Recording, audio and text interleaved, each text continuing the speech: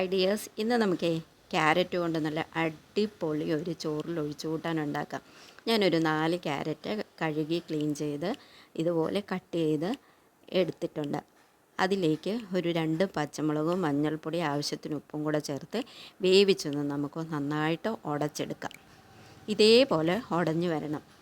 ഇനി നമുക്കിതിന് വേണ്ടിയിട്ട് ഒരു അരപ്പ് റെഡിയാക്കാൻ വേണ്ടി ഒരു 2 വലിയ സ്പൂൺ തേങ്ങയും കുറച്ച് ജീരകം, അതായത് ഒരു 1/4 സ്പൂണിൻ്റെ അളവിലുള്ള നല്ല ജീരകവും കൂടെ ചേർത്ത്, ചെറിയ ജീരകം അതും കൂടെ ചേർത്ത് ഇതിനകത്തേക്ക് കട്ട തൈരാണ് ചേർക്കുന്നത്. അത് ഒട്ടും പുളിയില്ലാത്ത കട്ട തൈര് വേണം നമ്മൾ ചേർത്ത് കൊടുക്കാനായിട്ട്.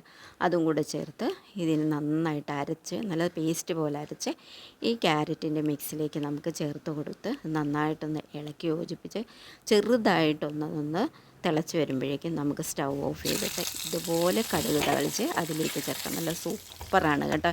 എല്ലാവരും ഒന്ന് ട്രൈ ചെയ്ത് നോക്കണേ.